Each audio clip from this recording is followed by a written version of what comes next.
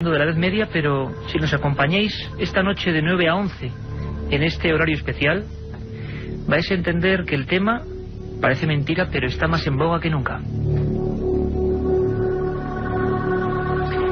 Carmen Porter, buenas noches. Buenas noches, Iker. Tú eres una aficionada tremenda a los libros antiguos. Hicéis este Misterios de la Iglesia, que hoy también va a servir de piedra de toque. Después del programa que hicimos sobre estigmatizados y fenómenos místicos, la gente en avalancha nos ha pedido un tema tan duro como este. A mí me gustaría avisar a las personas, tengo que decirlo, aunque vaya incluso en contra de la propia audiencia, aunque creo que no. Si hoy son sensibles de verdad, pues procuren no apagar el receptor, sino cubrirse con las mantas o, bueno, recogerse un poco, porque el tema es duro de verdad. Tienes un libro entre las manos que conseguiste en una vieja biblioteca de Madrid, en una vieja librería. Carmen, ¿qué es ese libro? Para que la gente vaya entrando en materia. ¿Qué significa ese libro que además está quemado? Lo estamos escuchando en sus hojas ahora mismo. Sí, los oyentes lo pueden oír porque son hojas bastante gordas, como los libros antiguos, como los hacían en el siglo XIX, porque este libro es de 1895. Se trata de un Rituale Romanum. Es un libro de oraciones que la Iglesia publicó para ir en contra del demonio, para realizar los exorcismos. Es el libro que todos los exorcistas utilizan para realizar ese ritual. ¿El para reglamento, ir en podríamos contra, decir? ¿El reglamento? Por supuesto, y que el reglamento que utilizan esas oraciones, esas manifestaciones que se hacen en contra del demonio. Todas ellas vienen en este libro, en el Rituale Romanum. Y veo que tiene dos tintas, Carmen, en negro y en rojo, porque hay veces que incluso la Iglesia Católica desde el siglo XII, luego vamos a hablar profundamente de este libro, vamos a decir, describe los diálogos entre el sacerdote y lo que probablemente pueda contestar el demonio, ¿es así? Efectivamente, porque se hizo, tras muchas experiencias, tras muchos casos, se fueron recogiendo cuáles eran las pautas que presuntamente seguía ese demonio, ¿no? O esa persona que estaba poseída. También los elementos físicos, psicológicos, que cada uno de los endemoniados, pues todo ello fueron mostrándolo, fueron recapitulando esos casos, y al final se hizo este libro, el ritual contra los demonios, el Rituale Romanum. Estamos el equipo de siempre, Carmen Porter, Katia Rocha, Carlos Barroso, vuestro amigo Iker Jiménez, y hoy la nave del misterio bien cubierta, a los mandos por el lugarteniente Juan Carlos Ingelmo. Y yo, pues como periodista os pido un poco perdón hoy. Lo que vais a escuchar ahora es un exorcismo, parte de un exorcismo, porque es hasta violento escucharlo. Yo aviso. Sabéis que Milenio 3 siempre da documentos genuinos y procuramos llegar, a veces lo conseguiremos, otras no, donde no llega nadie. Primero escuchad y luego hablamos un poco de esta historia, que nos va a servir para ver que la película, o la ficción, o el cine y la realidad a veces se funden. Ocurrió en el año 2002, en una iglesia católica, en la cripta de esa iglesia. Allí estábamos, parte de este equipo, unos rezos, un sacerdote con su sotana, una cruz, una muchacha de no mucha edad, ojos en blanco, arqueada, y este era el sonido que podíamos captar.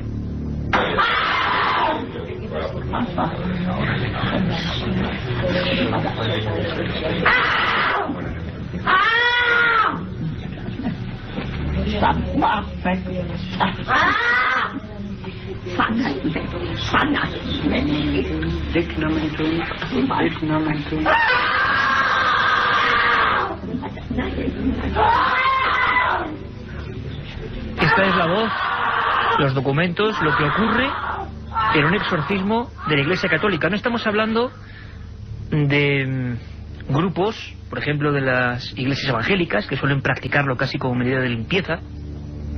Estamos hablando de un exorcismo en el que el obispo tiene que dictaminar que el caso merece la pena, y este en concreto duró meses, ¿verdad, Carmen? Sí, este duró varios meses, y además, según pudimos conversar con el sacerdote, él decía que esta chica, que yo luego estuve hablando con ella, una vez se la realizó el exorcismo, tenía 18 años, era una chica que creía que varios... Universitaria, sí. Eso iba a decir ahora, que creía que varios compañeros de la universidad, varios compañeros de clase, le habían hecho un ritual de sangre y que por eso le habían de alguna forma metido los demonios en el cuerpo.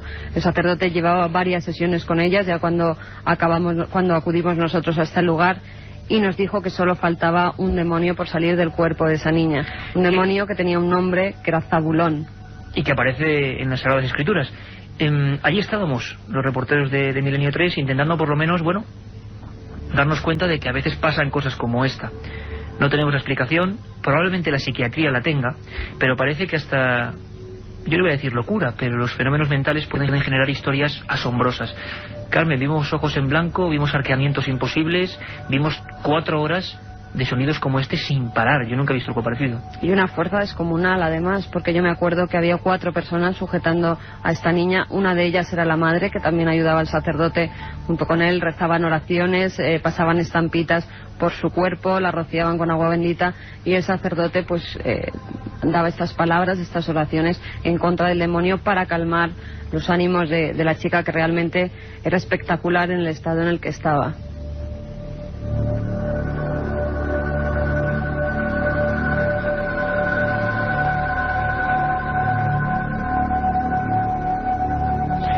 Pues es Madrid, muy cerquita de Alcalá de Henares, y es el año 2002, ni más ni menos. Hoy vamos a aprender y vamos a romper un área prohibida completamente. Esto es un área, bueno, pues restringida, solo para algunos. Y como periodistas vamos a poner los datos, los nombres, los lugares, los hechos, y luego cada uno de vosotros opináis.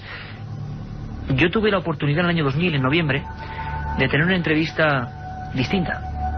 Una entrevista con un sacerdote oficial de la Iglesia Católica, nombrado por el Cardenal de Barcelona. Es Pedro Súñer. El sonido sé que no es muy bueno, lo siento. Está grabado junto a un despacho gótico anexo a la Catedral de Barcelona, de noche, menudo ambiente. Le preguntaba a Pedro Súñer, en esta entrevista que tanto tiempo nos costó, exorcista oficial, que no es lo mismo que sacerdote que puede hacer exorcismos, luego lo explicaremos. Este último guerrero contra el demonio de la Iglesia Católica en España me contestaba así a mi pregunta de cualquier sacerdote puede ser periodista. Escuchamos a Pedro Súñer. De suyo, cualquier sacerdote sí puede ser exorcista con el nombramiento de su obispo correspondiente. Sí, cualquiera lo puede ser.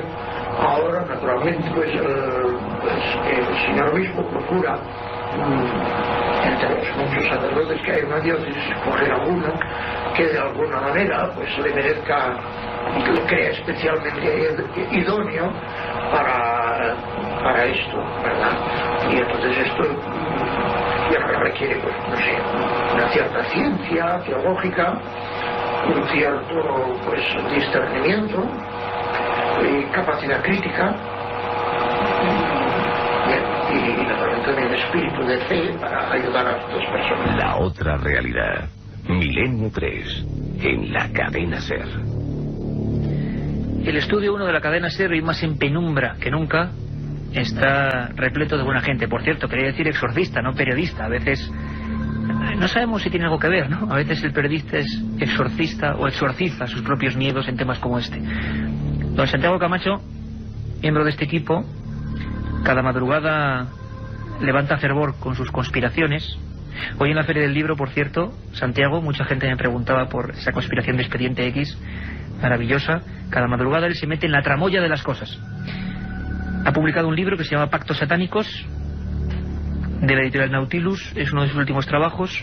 Se ha metido en el lado oscuro también. El lado oscuro, Santiago, está presente en pleno siglo XXI. El lado oscuro nos acompaña desde las más profundas y remotas albores de la humanidad. Desde el Neolítico, espíritus se han apoderado de los cuerpos de las personas. Posiblemente incluso como parte de las religiones podemos ver todavía en religiones como las afrocaribeñas, en las cuales el que alguien sea poseído físicamente y realmente por una entidad espiritual forma parte de esa religión. Lo que pasa es que esos espíritus no siempre son buenos, no siempre tienen buenas intenciones. Y entonces es cuando podemos hablar de la posesión demoníaca, algo que incluso antes de que existiera el cristianismo... Es lo que te iba a preguntar. Posesiones antes del cristianismo, Santiago. Sí. Y exorcismos antes del cristianismo.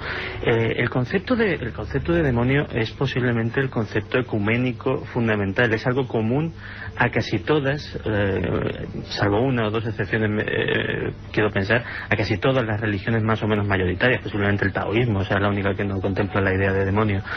Es algo tan común que incluso en religiones politeístas como las de la antigua Grecia o la antigua antigua Roma ya se daba el fenómeno de la posesión diabólica. Ya había entidades malignas que de alguna manera, nadie sabía por qué, tomaban posesión de un cuerpo humano, lo llevaban a los límites más extremos y bueno, alguien investido de una autoridad espiritual especial se encargaba de volver a llevar la paz a esa persona. Sin ir más lejos, el propio Jesús de Nazaret, ¿no?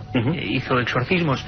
Es un tema polémico. Sé que muchos, pues como aquí en el estudio uno, se han puesto los pelos de punta con ese documento de un exorcismo real. Volveremos, sobre todo a lo largo de la segunda hora, a meter documentos de esa noche de miedo, no podemos decirlo de otra forma. El Vaticano tiene un exorcista oficial. El Vaticano, con todo su poderío y toda su influencia, tiene un exorcista que es Gabriel Amort. Carmen Porter, miles de exorcismos, dice este hombre, que ha llegado a hacer libros sobre su, evitando siempre los nombres y los apellidos, pero un hombre que lleva pues como 70 años, y de esos 70 años, 50, preparándose solo para exorcizar a la gente y acudir a algunos casos muy concretos. Este es Gabriel Amort. Ha realizado alrededor de 4.000, entre 4.000 y 4.500 exorcismos. Lleva 14 años como presidente de la Asociación Internacional de Exorcistas y además dice que en la última década, que en el último tiempo, el aumento de posesiones, de exorcismos que se están realizando, sobre todo en Italia, luego lo veremos a raíz del año 2000, cómo surgen un montón de casos que incluso se tiene que imprimir el Rituale Romanum en todas las lenguas, en italiano, en español, se tiene que traducir del latín, debido al comienzo del nuevo milenio, al fin del otro milenio, y entonces los casos, la Iglesia llega a un momento en que no da abasto, se tienen que nombrar exorcistas oficiales con gran rapidez, y uno de ellos, Gabriel Amort, fue en el que en aquella época realizó más casos de exorcismos o de posesión demoníaca. Vamos a escucharle, Carmen, a Gabriel Amort. Es unas declaraciones que hizo a través de la RAI italiana y que nuestros compañeros de Goya Producciones recogieron. Es el exorcista oficial del Vaticano, ni más ni menos, y nos habla de por qué la gente, y esto va a ser muy importante para esta primera hora, porque si me permitís, a todo el equipo de Milenio 3 esta noche, la primera hora vamos a dedicarla a rituales, que a veces no han sido de la Iglesia Católica, al revés. Han sido personas normales y corrientes, algunos curanderos, otros sanadores, y han acabado en desgracia. ¿Podría tener todo que ver con esto? La propia Iglesia piensa que hoy en día los maleficios existen. Sí, sé que puede sonar a algo de otro tiempo, pero existen según ellos. Gabriel Amort nos habla así, el exorcista del Vaticano, de por qué alguien puede ser poseído, ni siquiera con un enemigo directo, sin saberlo. Escuchamos a Gabriel Amort. El maleficio es hacer el mal a una persona a través del demonio. Maleficio es una palabra genérica. El mal infligido a la persona por medio del diablo puede hacerse de muchos modos diversos. La forma más común del maleficio es el hechizo. El maleficio puede hacerse con un hechizo, con el mal de ojo, con una maldición, con un rito vudú, con una macumba, con un rito satánico. Puede hacerse de muchos modos diversos. A veces las personas que hacen maleficios usan objetos que por vía maléfica introducen dentro de la persona. El caso más grave que yo he conocido es que uno, dentro de su almohada, encontró un sapo vivo. ¿Cómo consiguió entrar dentro? Por vía maléfica, por vía mágica, mediante un maleficio, o sea, a través de la acción del diablo. Las palabras de Gabriel Amort, exorcista oficial del Vaticano. Vamos a viajar a España. Vamos a hacerlo tranquilos, que vamos a retomar todo el tema de los exorcistas auténticos de sotana. Pero tengo que decir que casi todos los mails que llegaban a milenio3 con número @cadenaser.com, donde ya están las líneas abiertas, por supuesto, milenio3 @cadenaser.com, nos preguntaban por casos de exorcismos que la prensa tituló como exorcismos y que llamaron mucho la atención de la gente que vivía en esos lugares. Algunos se han olvidado, pero casi como un Guadiana que viene y va, de vez en cuando la actualidad nos muestra casos aislados en los que personas concretas que no son sacerdotes hacen exorcismos. Casi siempre el resultado es de víctima mortal. Son casos también prohibidos incluso a nivel policial, casi nunca se investiga mucho. Hoy vamos a hacerlo a fondo con periodistas que siguieron el rastro de estas historias. ¿Quién no ha oído hablar o quién no ha paseado por el Albaicín granadino? Un lugar lleno de vocaciones de poeta. Un lugar con estrellas, un lugar con bohemios, pero un lugar con muerte también, y un lugar con un misterio que marcó de por vida esa pequeña ciudad dentro de la ciudad de Granada. Escuchamos a Carlos Barros.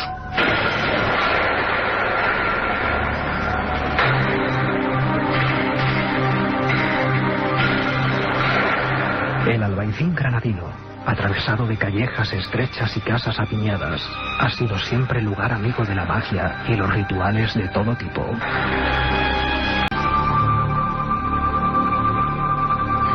Esto es Milenio 3, en horario especial, de 9 a 11 de la noche con vosotros, mañana de 4 a 5 y media. Luego Carmen Porter dará buena cuenta de todos los datos y citas que tenemos con vosotros. Exorcismos en España y fuera de España. Exorcismos y exorcistas sería un título más adecuado. Para mí es un placer vivir el periodismo al límite de sucesos con gente como la que me acompaña hoy. Tenemos unos cuantos amigos y como otras veces hay colillas de cigarro, humo, agua, los micrófonos y sobre todo papeles. La mesa entera, que ya es grande, está llena de papeles, documentos, el ritual romano de Carmen Porter casi levitando por ahí. Hay absolutamente de todo y todo para buscar un sentido. Me gustaría que imaginarais todo como hacemos a veces, que imaginarais todos una escena. Es el Instituto Forense, Anatómico Forense de Granada, una noche de invierno de 1990. Hay un forense y varios ayudantes y un cuerpo desmembrado casi en una de las frías camillas metálicas. La víctima es, al parecer, de un exorcismo. Le hacen varias fotografías y algo ocurre y llega el miedo. Esos forenses en ese momento no sabían que la víctima que tenían ahí, frente a ellos, con los ojos abiertos, muerta, había sido protagonista de uno de los casos más espantosos de nuestra historia. A un lado del estudio 1 está Juan Vallejo, buen compañero, buen amigo. Bienvenido a tu casa. ¿Cómo estás? Hola, buenas noches. ¿Cómo estás, Iker? Estás relleno, como siempre, de papeles y documentos.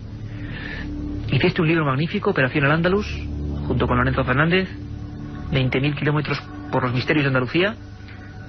¿Qué pasa esa noche en Anatómico Forense, Juan? Pues esa noche que la ciencia se enfrenta a lo inexplicable, Iker, porque, como tú bien decías, ¿no?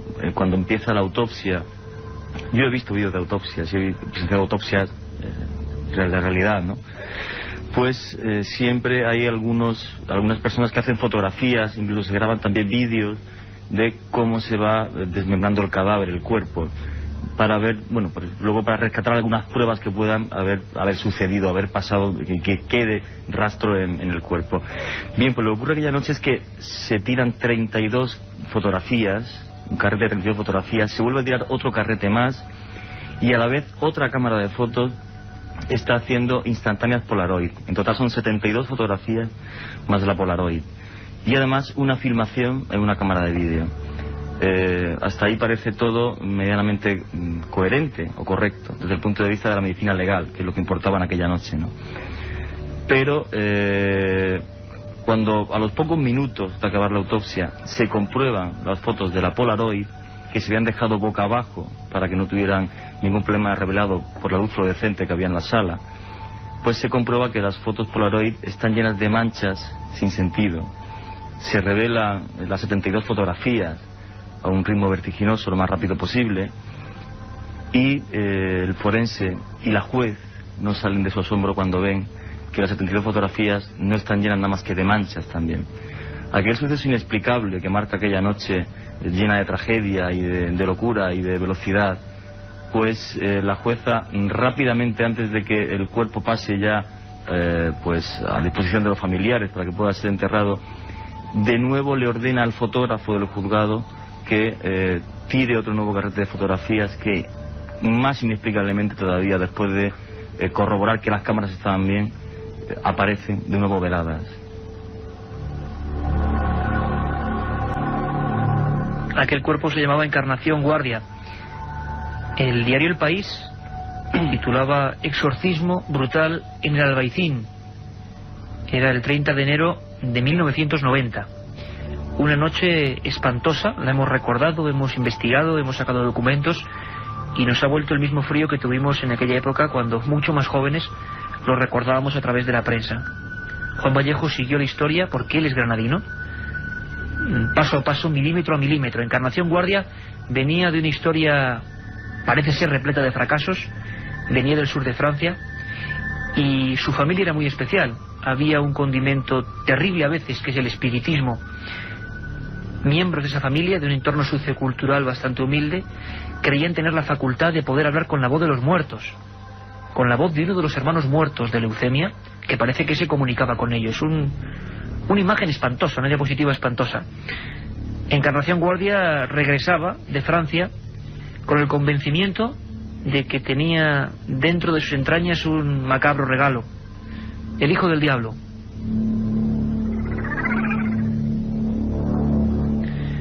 Lo creía porque al parecer había tenido relaciones con personas pertenecientes a las sectas satánicas, o de origen un poco oscuro o negro, que en Francia proliferaban en plenos 80.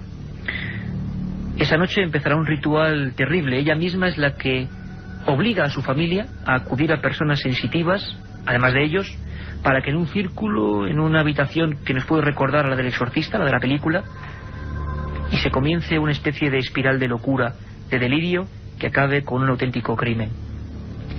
Hemos recuperado testimonios como el del forense, ese forense al que se refería Juan Vallejo, el forense cordobés Manuel García Blázquez, que quedó vivamente impresionado por esta historia. Yo creo que le marcó de por vida.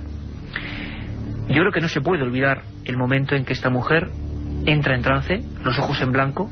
Al mismo tiempo, imaginemos la escena, su familia o parte de los miembros de su familia están contactando con el hermano muerto, supuestamente, y ese hermano muerto, a través de una voz gutural, a través de esas mujeres enlutadas, está diciendo que tiene que procederse a quitar de las entrañas de Encarnación al hijo del diablo. Se prepara un brebaje terrible a base de vinagre y sal que irá ingiriendo poco a poco la víctima de esta historia. Hay un momento en que esa persona, con la voz de hombre, según los testigos que declararon en el juicio, se arquea completamente. Si alguno habéis visto la imagen del exorcista, la nueva película, o la versión no cortada del director, veis que se añadió una escena muy fuerte, que era la niña Regan, la endemoniada que todos tenemos ahora mismo en mente en toda España, estoy seguro, bajando las escaleras como haciendo puente con las manos y los pies. Se pone así, e incluso las personas de su familia se ponen encima para bajarla. No pueden hacerlo. El forense Manuel García Blázquez lo explicaba desde el punto de vista científico, impresionado con las fotografías al lado, de esta forma. Esa imagen de arqueamiento, de embaramiento del cuerpo, es típico de una crisis histériforme, que es lo que posiblemente había en esta persona.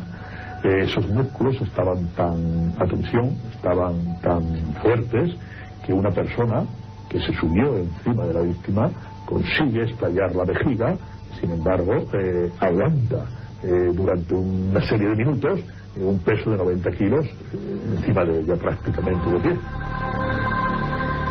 El forense cordobés Manuel García Blázquez, que hizo un estudio sensacional. El título no podía ser otro: El exorcismo del Albaicín. Juan, ¿qué pasa esa noche? Sé que tú investigaste el tema, como decimos, hasta la extenuación. ¿Se puede hacer una fotografía o un transcurrir en el juicio? Quedó todo muy confuso. En una casa... Bueno, ¿cómo es el primero del Albaicín? Es decir, ¿en qué entorno sociocultural ocurre esta noche del demonio, nunca mejor dicho? Bien, hay que entender dos cosas. De un lado, el Albaicín, que es el barrio quizás más mágico de Andalucía, ¿no? Y el que la Junta de Andalucía utiliza, digamos, pues casi como estrella de su turismo más mágico, ¿no? En todo lo que es el sur de España. Pues bien, pues el Albaicín, digamos que vive lo mágico, lo misterioso y lo trágico con lo bello, ¿no? Es así de absurdo, ¿no? Y así de increíble. El primer exorcismo que se da del Albaicín, que es en un inmueble, justo lo que se conoce como hoy día el Aljibe de la Vieja, una casa que había allí, se produce en 1730, a principios del siglo XVIII. O sea, que había tradición ya. Ya había tradición, pero hay un dato que es histórico que es muy, muy curioso. Y es que antes de la toma de Granada, la población ya mayoritariamente bereber, no árabe, que vive en el Albaicín, deja bajo sus casas objetos malditos para que los conquistadores jamás puedan quedarse con toda la paz en ese terreno. Ese dato ya es cuanto menos curioso. Y luego, en el caso de Encarnación Guardia, en lo que estamos hablando ahora, todo comienza en el año 85, cuando muere su primo, y en la casa empiezan a ocurrir fenómenos poltergeist. Es verdad, hay un inicio de fenómenos raros en la casa antes de que se manifieste ese supuesto espíritu, ¿no? Claro, es que las sesiones de espiritismo que organiza Mariano Vallejo no era simplemente para hablar con el supuesto espíritu del fallecido, sino porque es que el espíritu del fallecido molestaba a los inquilinos de aquella casa. Mariano Vallejo, que no tiene nada que ver contigo, no tiene que coincideis en el apellido, conocido también como el pastelero, sanador, curandero, digamos así, bien conocido en Granada, y que parece que va a ser la persona a la que se acude como ayuda para esa noche donde había que exorcizar a Encarnación, ¿no? Pero también, o sea, el exorcismo de Encarnación surge, digamos, por casualidad, y es una noche donde lo que impera es la locura, es la paranoia, es lo absurdo, es lo terrible, porque en aquella sesión de espiritismo, preparada también para acabar de echar a los malos espíritus, a los espíritus malignos que habitan la casa, pues de repente Encarnación entra en trance en aquella sesión de espiritismo y pues comienza a relatar una historia completamente trágica, que es que ella perteneció a una secta satánica en el sur de Francia. Ella venía de pasar 8 años en el sur de Francia y que allí había participado en varias orgías, que estaba convencida de que tenía al mismísimo diablo dentro de sus entrañas, y ella es la que suplica aquella noche, sin estar nada preparado, a Mariano y a sus 2 primas que le quiten al demonio que lleva dentro. Esto es Milenio 3, hoy edición especial de 9 a 11 con todos vosotros, con un tema que sé que es muy duro, pero Milenio 3 surca con la nave del misterio áreas muy amplias y muy bien definidas. Hay un momento de ese exorcismo del Albaicín que yo creo que es el ejemplo más terrible del verdadero diablo, ese que existe de verdad. El otro no lo sabemos, algunos creerán en él, otros no, pero el diablo que existe de verdad y que está presente es el mal, ¿no? El mal en su estado puro, que puede a veces valerse de la ignorancia, de la incultura, del fanatismo y de elementos que como en un cóctel se juntaron en aquella casa, y aquello sí que era el diablo. Hay un momento, según parece, que como si fuese la película de William Friedkin, El exorcista, el cuello de Encarnación Guardia, 36 años, tez morena, alta, fibrosa, empieza a girar como una peonza, como si fuera en 360 grados. Y esto no lo dice un aficionado al cine, lo dice el forense que estudió la historia y que se apasionó con ella, Manuel García Blázquez. De lesiones ligamentosas en el cuello estaba destrozado prácticamente, que no era extraño que ese cuello girase pues como la peonza, que incluso ese cuello a veces se viera caer como un muñeco de trapo y subir. Estuvimos analizando todas y cada una de esas lesiones y el fenómeno quedó suficientemente explicado. A pesar de que la ciencia tenga evidentemente una explicación, algo natural, ver un cuello parece que sujetado casi sin los huesos como una peonza y que se vuelve a elevar tiene que ser una experiencia límite. Ese exorcismo va engrandeciendo su violencia con el paso de las horas de esa noche, ¿no, Juan? Efectivamente, ten en cuenta que conforme van pasando las horas, aquel brebaje que se prepara a base de vinagre, de sal y de pimienta, básicamente, pues hace que Encarnación Guardia empiece a vomitar, empiece a desencajar su rostro. Hay momentos en los que los testigos incluso llegan a describir cómo su pelo se pone de punta como si estuviera electrificado.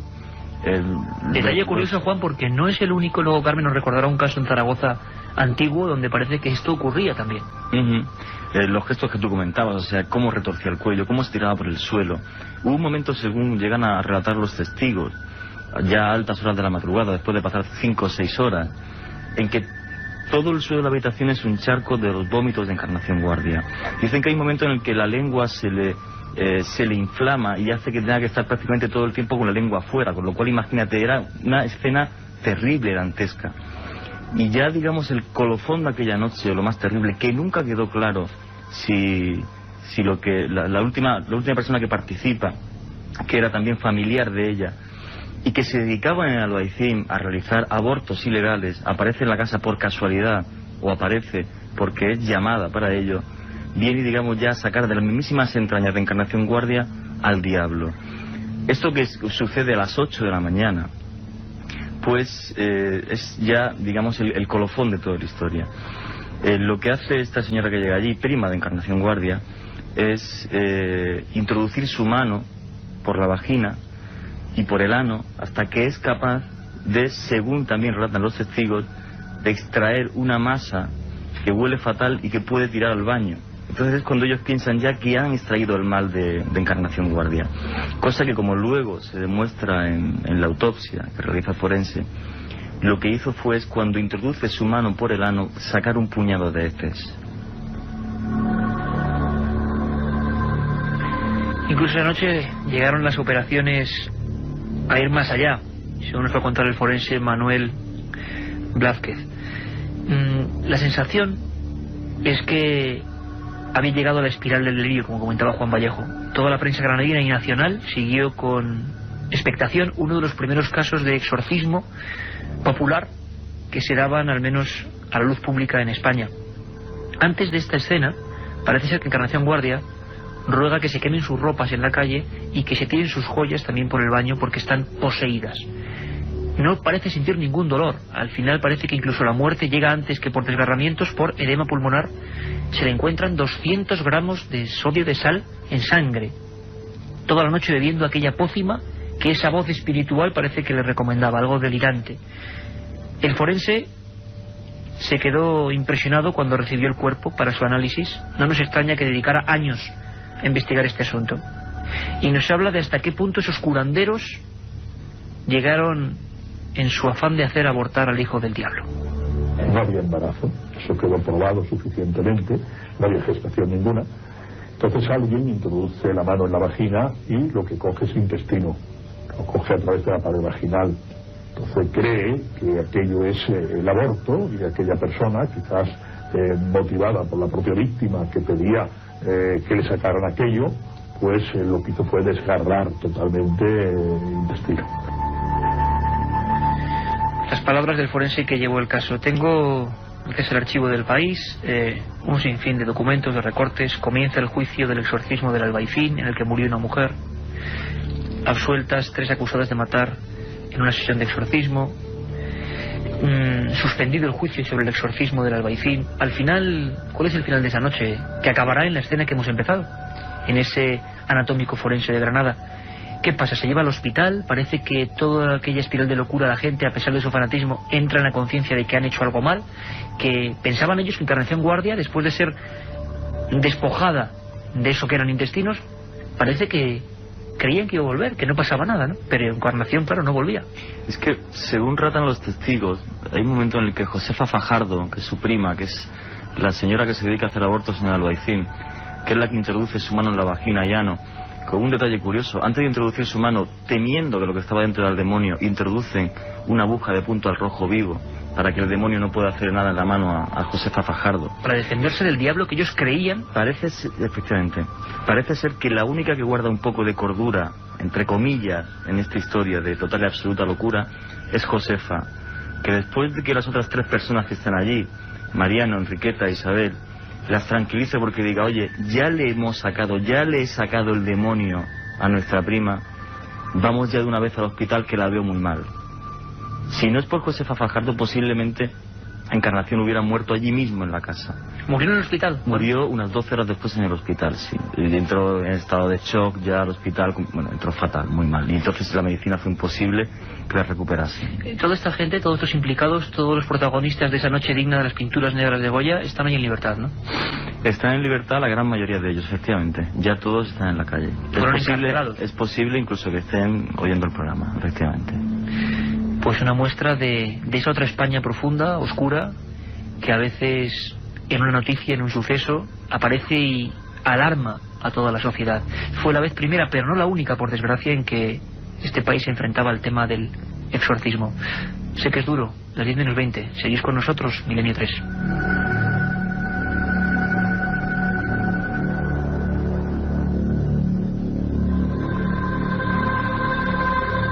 La otra realidad.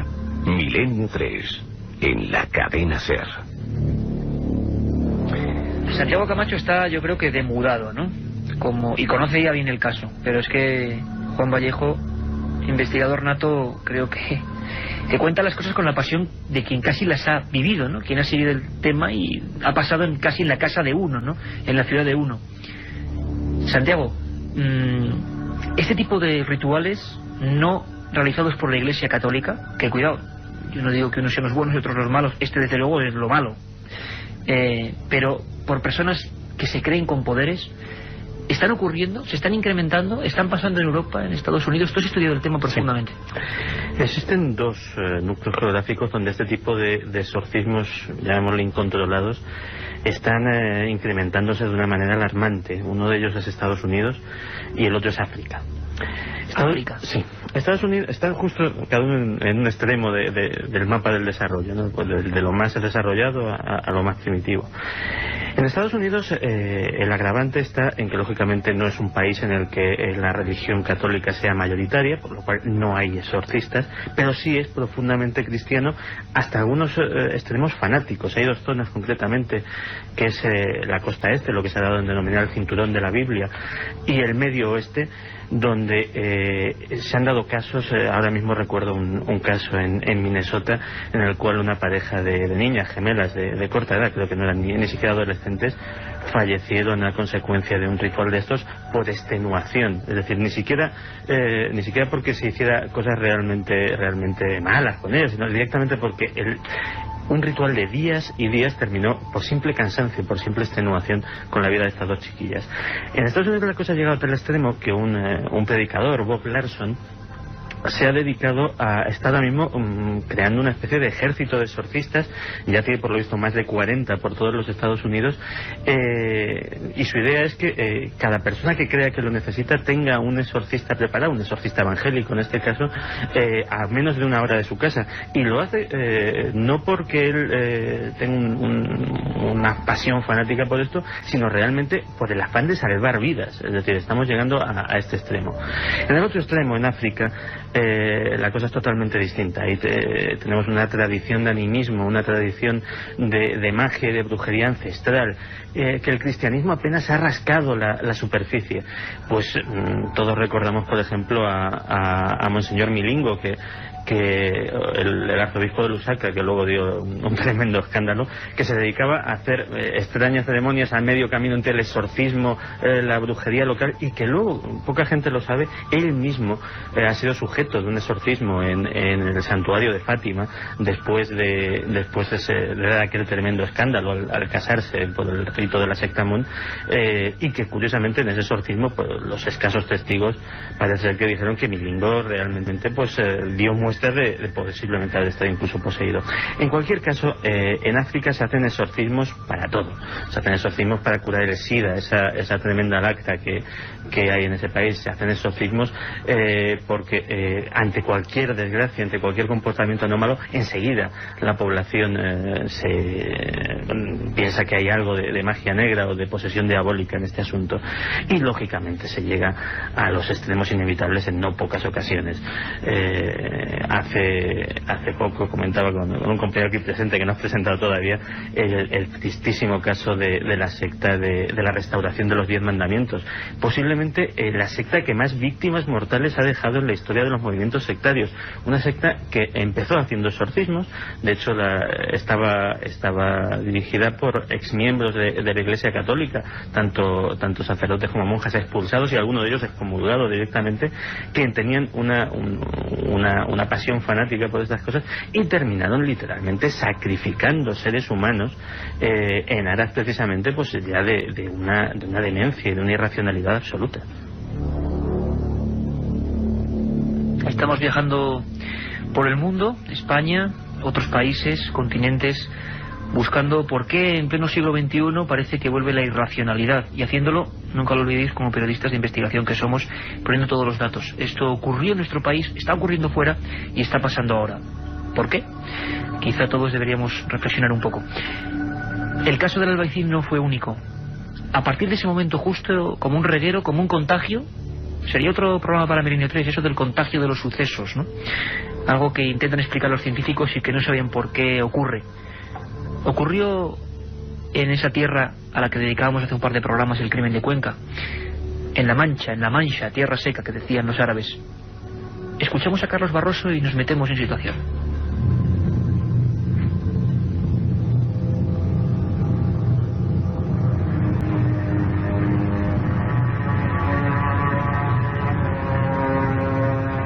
El caso del exorcismo Encarnación Guardia, por desgracia, no fue el único. Posteriormente, como en un fenómeno de contagio, fueron ocurriendo hechos terribles que llevaron la alarma a cada rincón de esta barriada.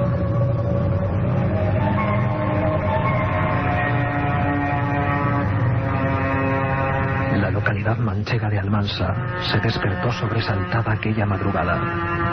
Los gritos llegaban desde una casa en pleno corazón del pueblo. La víctima era una niña. Los ejecutores, miembros de su propia familia. ¿Qué había ocurrido realmente?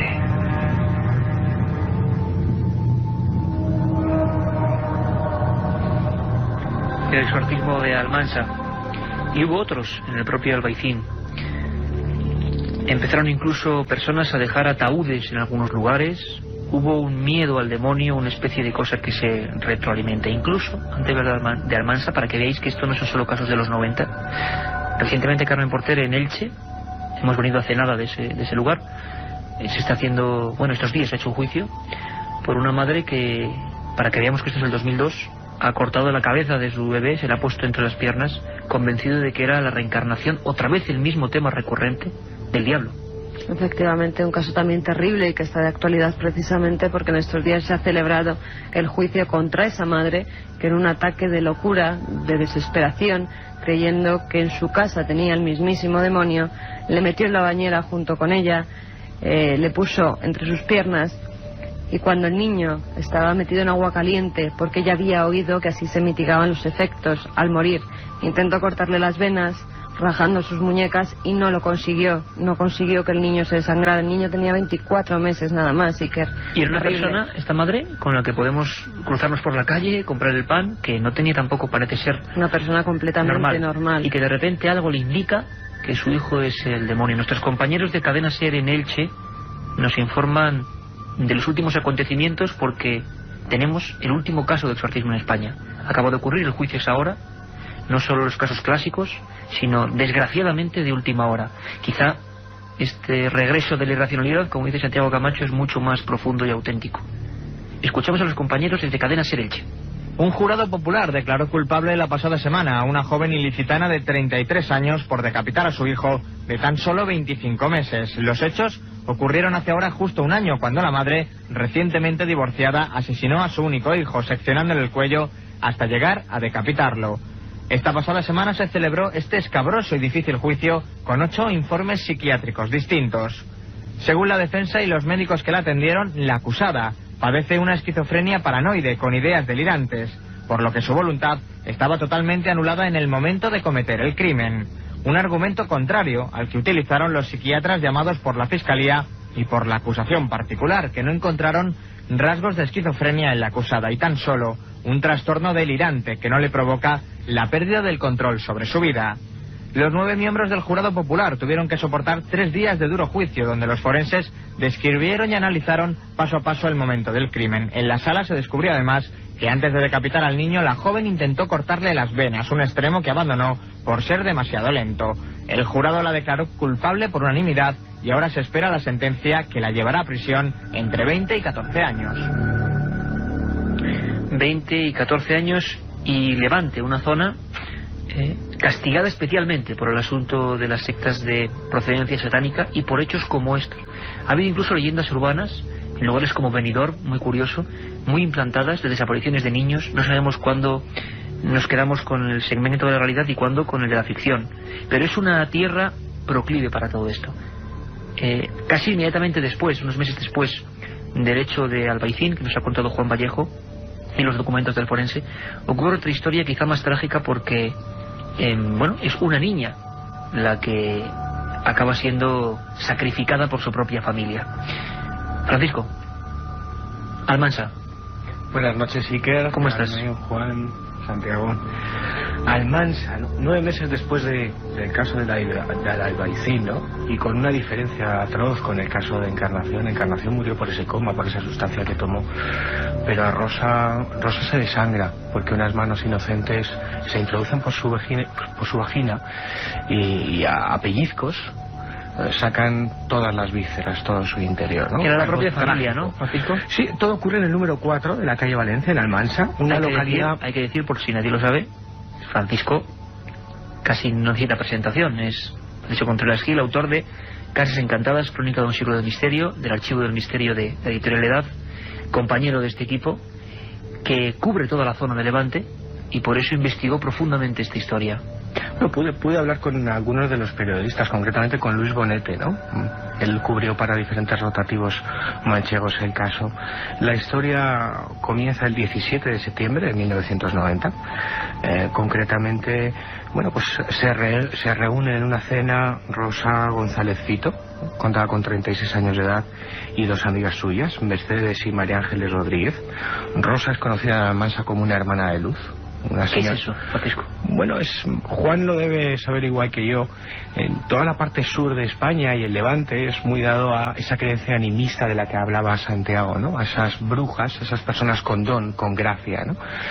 Y Almansa y Villena, Almansa en Albacete y Villena en Alicante, son dos ciudades muy curiosas, dignas de analizar en un milenio Tresiker, porque en su población hay una cantidad de curanderos increíbles, curanderos que nacen de la mezcolanza entre el espiritismo de principios de siglo, de las doctrinas de Allan Kardec, y la tradición popular y la cultura de cada lugar, ¿no? Ahí se hace una mezcolanza y surgen estas brujas, estas personas con gracia, con don.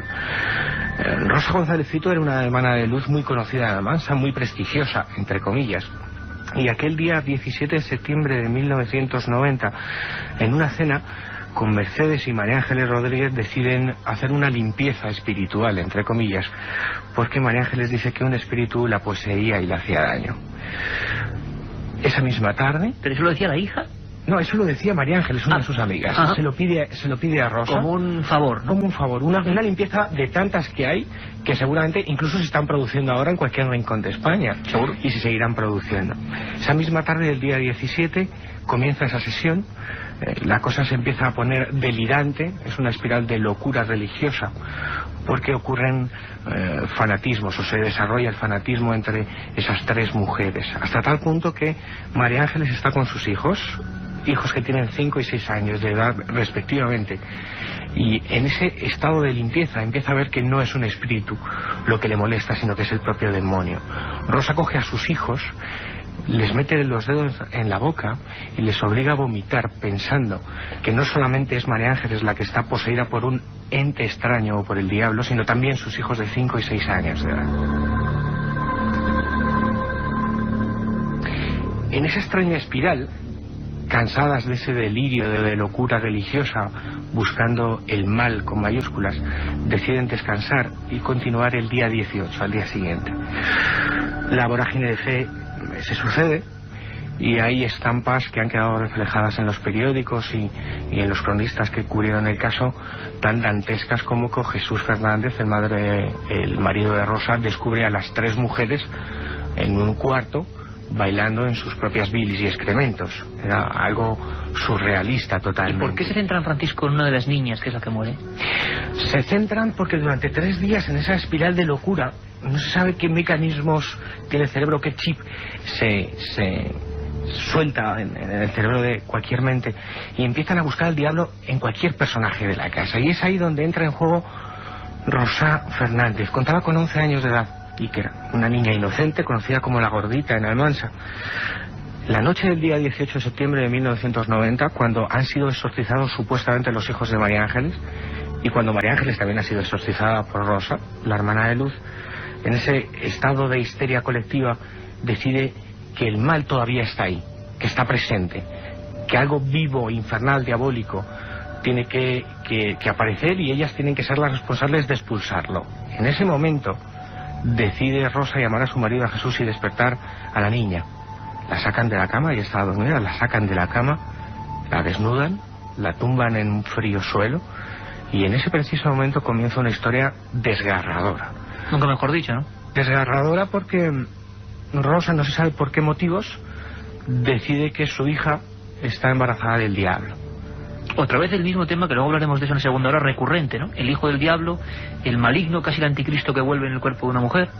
Hay un momento anterior a esa escena de Rosa tumbada en el suelo desnuda, en esa vorágine de 3 pseudo brujas histéricas buscando al diablo, que es que Rosa, en una de sus amigas, llega incluso a ver como el propio Lucifer va poseyendo a otros integrantes. Y si quieres escuchamos, porque Rosa, escuchamos uno de los testimonios, porque en un momento dado, antes de empezar el brutal crimen que padeció Rosa, el demonio supuestamente se introduce en el cuerpo de María Ángeles y Rosa ataca. Y si quieres escuchamos el testimonio de una de las propias testigos. Como bien dices, aquí somos periodistas y mejor que nada que los oyentes escuchen cómo fue lo que vio una de esas integrantes.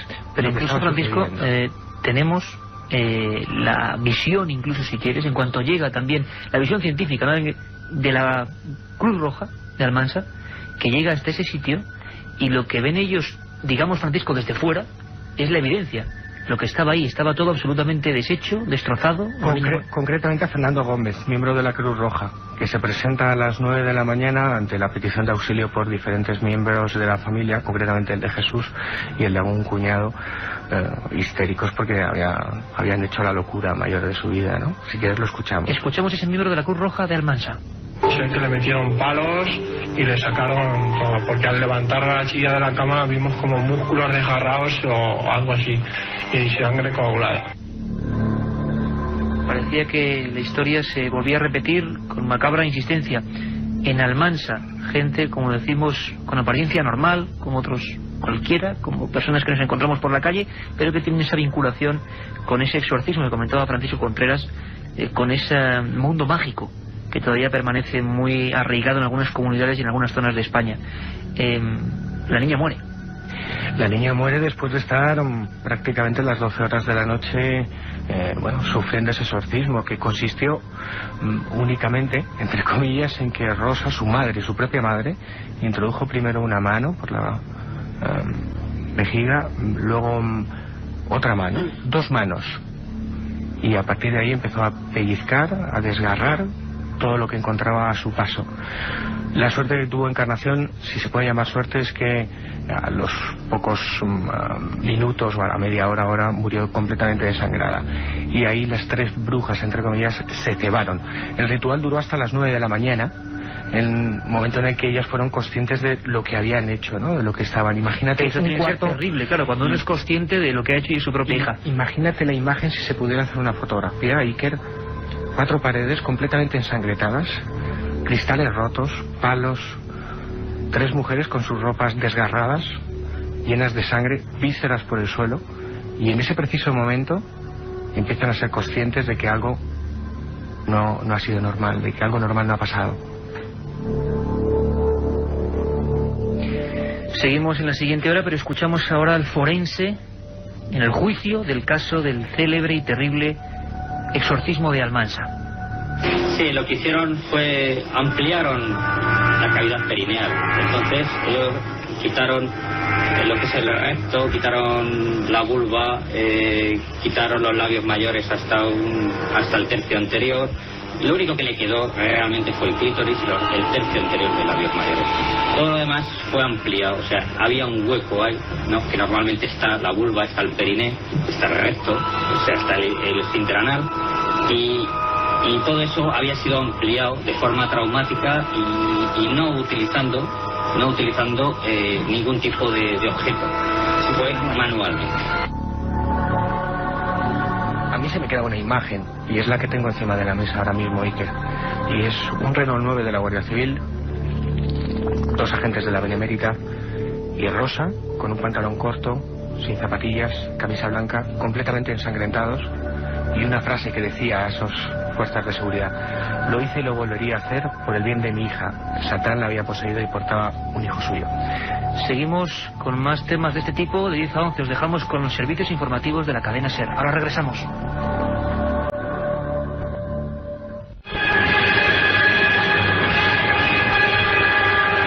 La otra realidad. Fenómenos extraños. Misterios sin resolver. Milenio 3. En la SER.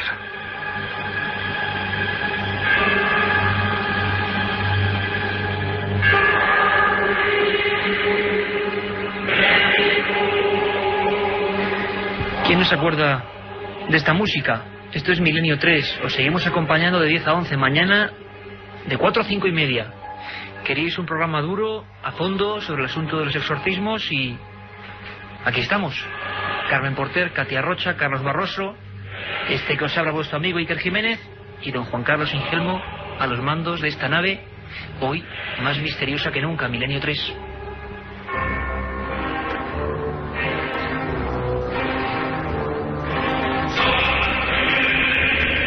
La profecía. Damien, ese niño, que además luego tuvo problemas en el actor real bastante graves, que encarnaba eso, el hijo del diablo, lo que tantas personas en España, por ejemplo, han hecho que motivasen su propio exorcismo, ese tema recurrente del que vamos a hablar.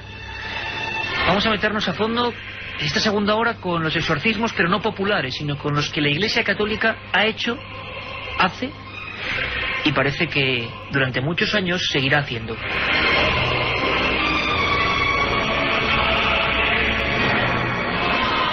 Un hombre atormentado que viajaba en Roma exactamente el 6 de junio a las 6 de la mañana y que cambiaba a un hijo por otro. Qué curioso, casualidades del destino. Era Gregory Peck, el actor que acaba de fallecer.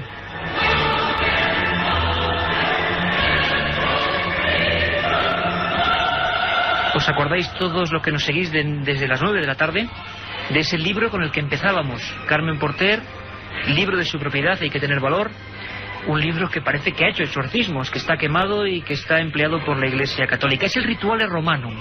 Vamos a hablar un poco de él. Vamos a hacerlo con esta introducción.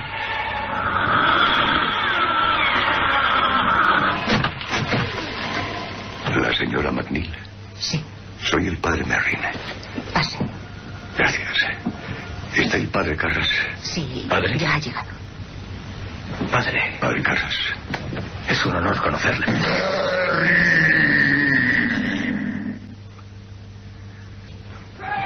Está muy cansado. Quisiera que se acercara usted a la residencia, Damien, y trajera una sotana para mí, 2 albas, una estola púrpura y agua bendita. Y también su ejemplar del ritual romano antiguo. Creo que debemos empezar. milenio3@cadenaser.com. Esa vía abierta ya con todos los amigos a los que hasta en esta noche de miedo agradecemos vuestra confianza. De nuevo impresionante la acogida en la Feria del Libro. Mañana por la tarde estaremos ahí con muchos más temas en la Feria del Libro de Madrid. A veces hay que descansar un poco. El programa tiene altos y bajos en cuanto al miedo, porque incluso entre los propios compañeros de la cadena SER pues se ha fundido un poco, o difundido mejor dicho, parte de la tensión y el pánico que se está viviendo en este estudio 1, porque el tema lo requiere.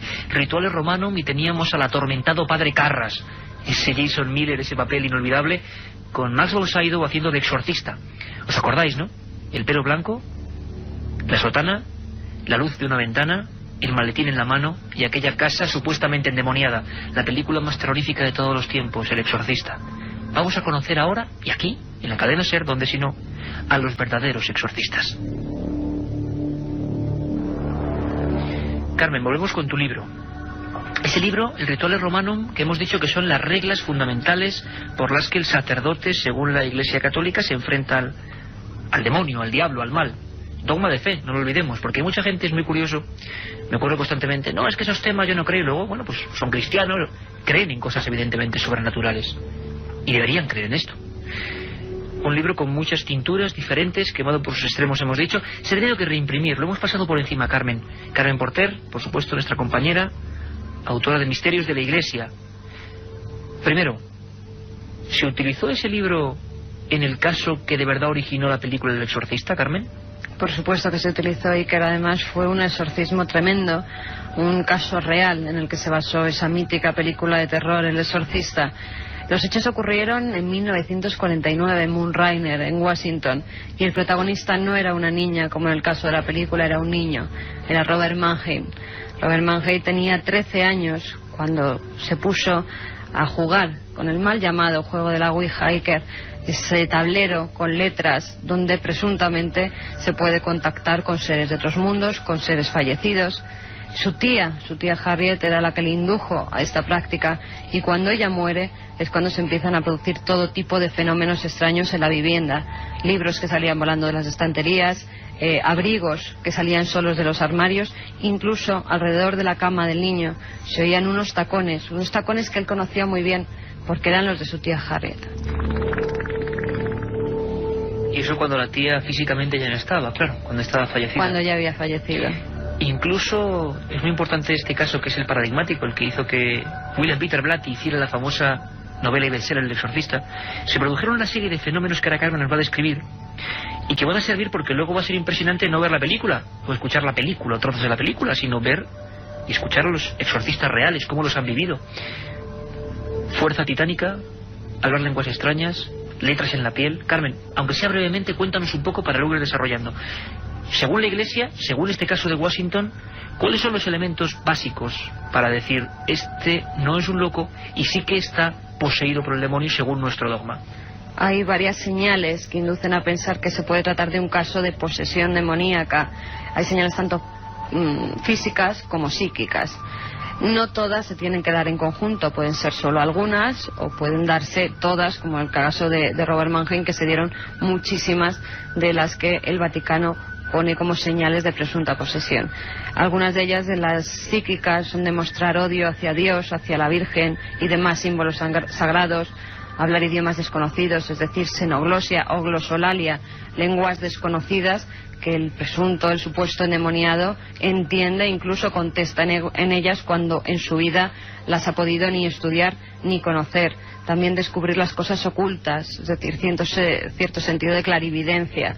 Manifestar una fuerza psíquica y moral muy superior a la normal, es lo que hablabas tú antes de titanismo. Esa fuerza en el que, aunque estén sujetados por personas incluso muchos más fuertes que ellos, no pueden con la persona endemoniada.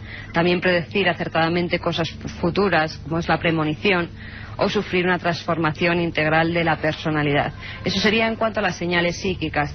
En cuanto a las físicas, serían manifestar una fuerza física superior a la normal, experimentar transformaciones físicas en todo el cuerpo. Hay muchos exorcistas que nos hablan de formas animalescas, que parecen con esos gruñidos, que también sería una de las señales físicas que se producen. Como los que hemos escuchado. En los endemoniados, justamente, nosotros pudimos ver algunas de ellas.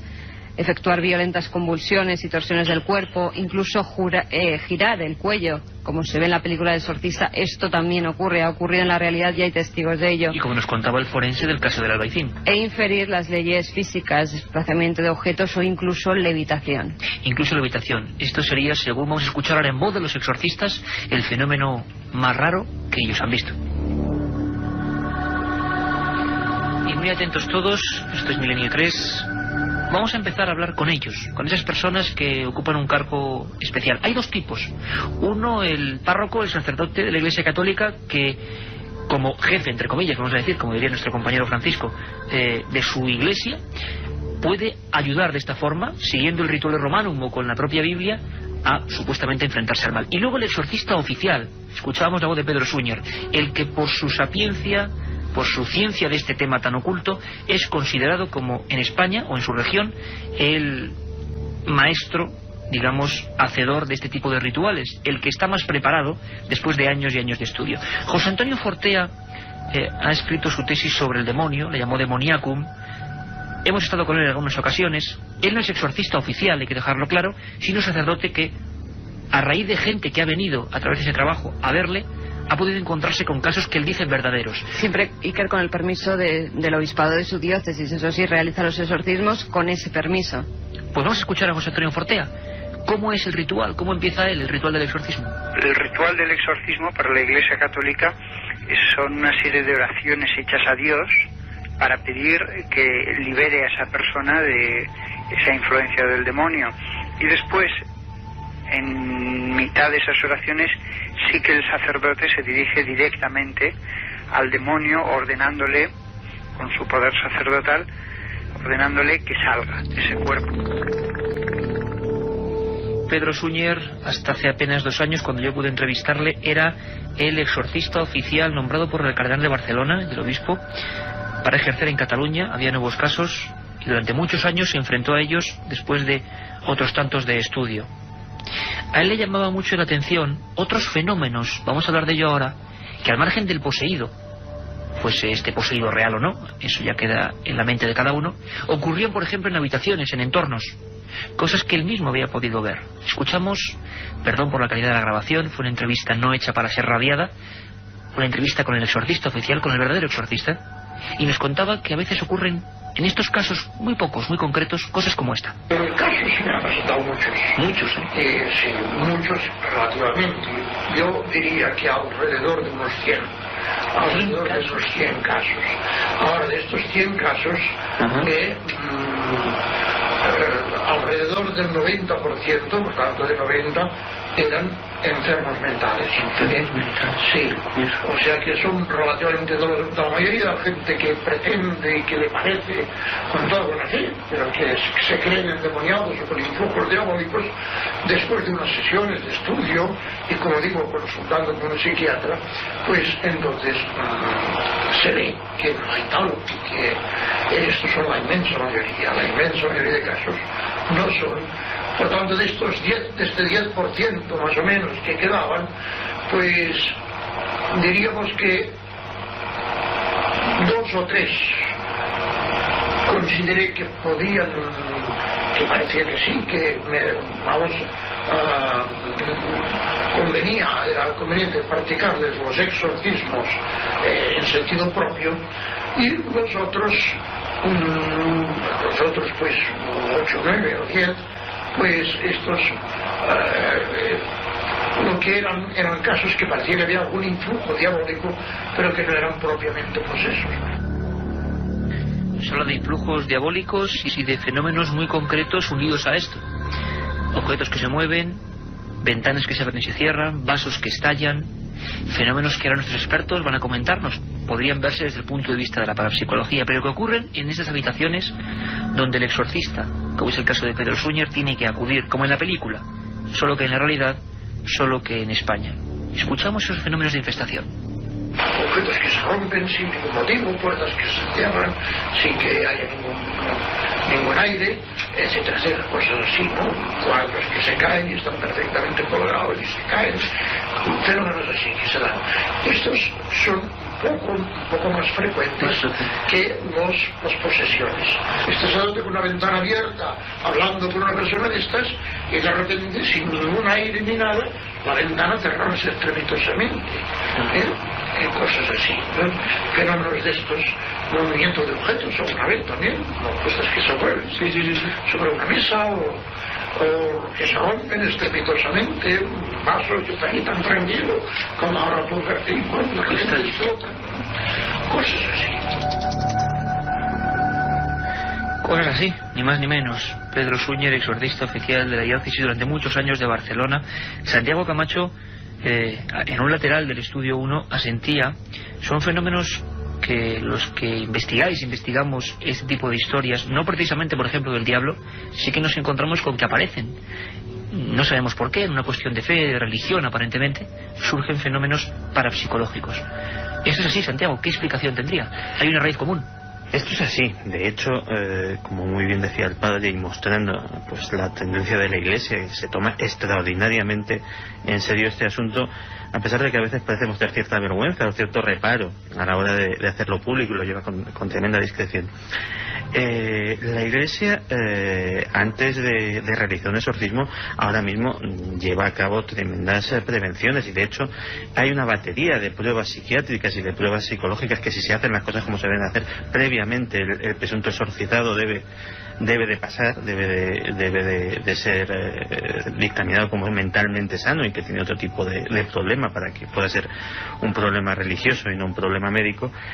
Y generalmente, cuando efectivamente con todas estas garantías se llega al momento del exorcismo, son sujetos que tienen un historial complejo dentro de lo que podríamos llamar la parapsicología, personas que a su alrededor, pues justo cuando empieza a manifestarse el problema, pues empiezan a darse lo que nosotros conocemos como poltergeist, empiezan a darse todo tipo de sucesos anómalos, desde funcionamientos extraños de los aparatos eléctricos, y como decía Carmen antes, incluso manifestaciones que podríamos ya asociar casi con otro tipo de cosas que no tienen nada que ver ni con la telequinesis, ni con otro tipo de manifestaciones paranormales que podrían ser desatadas por poderes ocultos de la mente, sino incluso manifestaciones fantasmales, manifestaciones de que a lo mejor el individuo está poseído, pero no tanto por el diablo, pero sí por una entidad no corpórea, por una entidad a lo mejor incluso demasiado apegada a él, un familiar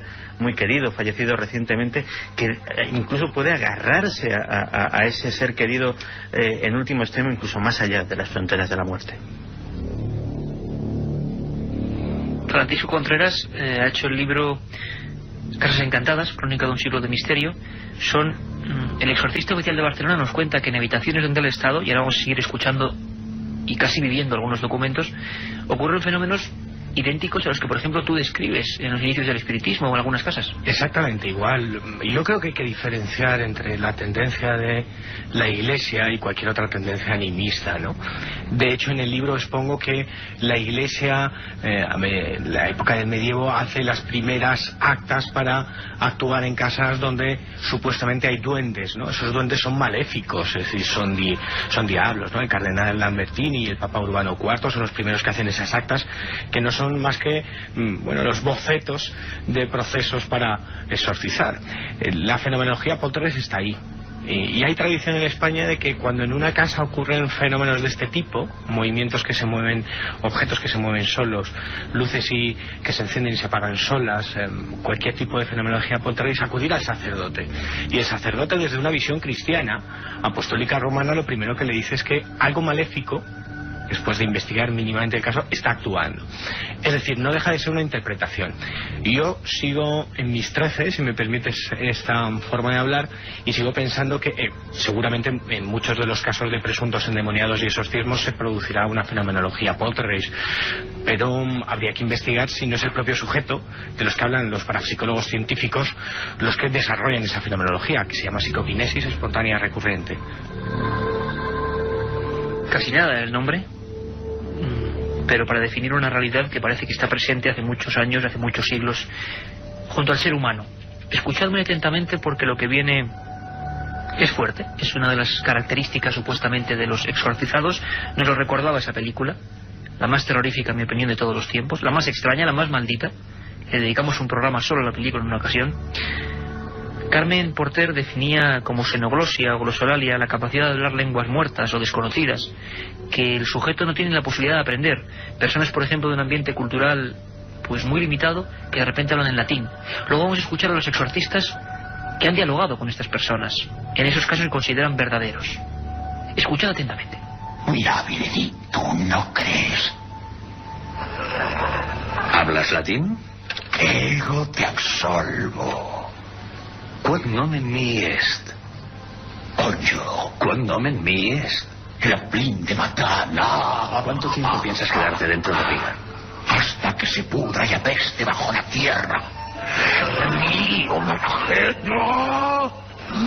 ¡Oh, me suena Garú! ¡Le da y foxe! ¡Le da y foxe! ¡Garú! ¡Ni rejo! ¡Me sonan! ¡Mío, malajeno! ¡Eigan no son! ¡Oh, ni rejo!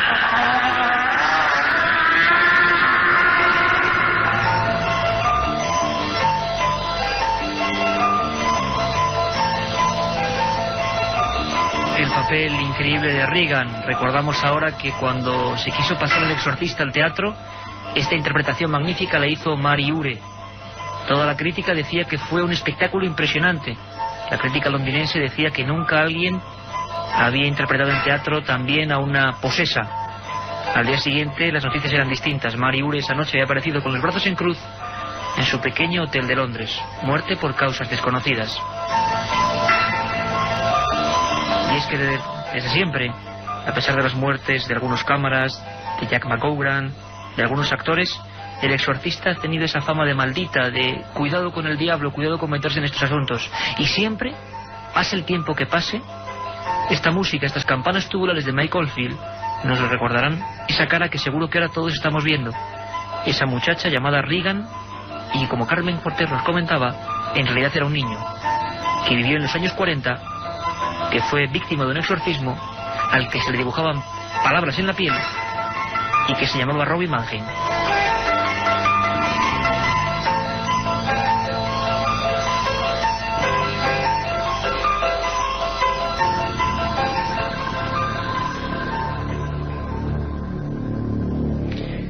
Hablar lenguas desconocidas para el sujeto, lenguas muertas, xenoglosia. Carmen Porter, ¿quién era el padre Francisco de Paula Solá? El padre Francisco de Paula Solar era el anterior exorcista oficial de la diócesis de Barcelona, anterior a Pedro Súñer. Pedro Súñer, por decirlo de alguna forma, es discípulo de él. El padre Francisco de Paula Solá realizaba los exorcismos en España antes que Pedro Súñer y ha dado testimonio de algunos de ellos. A mí me impresionó mucho uno que recojo en el libro, en el que se cuenta la historia de una niña huérfana. En los años 30 permanece en una casa de acogida para niñas huérfanas y allí comienza a hacer cosas extrañas. El padre Solá es llamado para ver qué le pasa a esta niña, qué le puede ocurrir, y después de hacer varios análisis con ella, de estudiarla, de ver cómo se comportaba tanto en clase como cuando entraban en la iglesia vio que al darles la comunión ella escondía la hostia consagrada en su batín, y cuando iba su hermano debía estar metido pues en rituales extraños, le daba estas hostias que había recogido durante varios días y a cambio el hermano le daba unos caramelos o unas monedas. Esta niña incluso él hizo una prueba que era meter en sobres estampas, algunas de ellas eran estampas de la Virgen, estampas sagradas, y otras eran simples papeles. Los papeles, los sobres estaban completamente cerrados y no los podía ver en ningún momento, y ella reconocía sin verlos y no quería coger aquellos en los que estaban las estampas de las vírgenes o de los santos. Como si le quemaran. Como si le quemaran, efectivamente, Iker. Pues vas a escuchar, Carmen, ahora mismo una cosa sorprendente, porque yo le preguntaba en esa entrevista que desde luego nunca voy a poder olvidar, en pleno barrio gótico de Barcelona, después de muchas gestiones con Pedro Súñer. Él era discípulo, efectivamente, de Paula Solá. Y él ha llegado a hacer esas pruebas. 2 sobres blancos, sin que nadie lo vea, dentro una estampa y dentro unos papeles. Y la estampa abrasaba, quemaba, y empezaba el ritual del exorcismo. Escuchamos a Pedro Súñer. Te das cuenta de que cuando le das, tú sabes cuál es, pero él no. Cuando le das donde la estampa, ves que tiene una reacción negativa, y en cambio nosotros no. Como si le quemara prácticamente. Prácticamente, una reacción así, no quiero. Y entonces, claro, esto es un síntoma de que hay algo. Otro síntoma también muy conocido, pues es el signo de hablar lenguas desconocidas. En Rusia, esto, pues, en algún caso yo lo he percibido, en concreto en latín. Que yo los exorcismos practicaba en latín. Ajá. Y entonces ver que el otro te responde en latín, porque no sabe latín, ¿verdad? Entonces, claro, dices, aquí hay algo. Juan Carlos Ingelmo, que nos pone esta música, nuestro fondo informativo, porque queremos hacer un pequeño lapsus. Demasiado contenido dramático a estas horas, y mensajes que nos hablan de sustos de personas que, según, claro, sea la condición en que estén viendo el programa, puede ser más impactante o no. Vamos a hacer una pequeñísima parada para comentaros unas cuantas cosas. Por ejemplo, que mañana hay un nuevo horario para esta semana. Sé que andáis todos un poquito despistados con los héroes de Milenio 3, y una posibilidad de acercarnos a otro misterio que tiene que ver con la religión, ¿verdad, Carmen? Pues sí, que mañana de 4 a 5 y media de la tarde, especial Milenio 3. Especial Milenio 3, además, sobre un tema candente y que nunca ha dejado de estar de actualidad: las apariciones marianas de Fátima. Apariciones, milagros, el tercer secreto, profecías, personas que vieron lo mismo, fenómenos paranormales, muchísimas cosas. Y de madrugada más, Carmen, de madrugada más. De madrugada de 3 a 4 de la mañana, como siempre, la segunda emisión de Milenio 3 los domingos.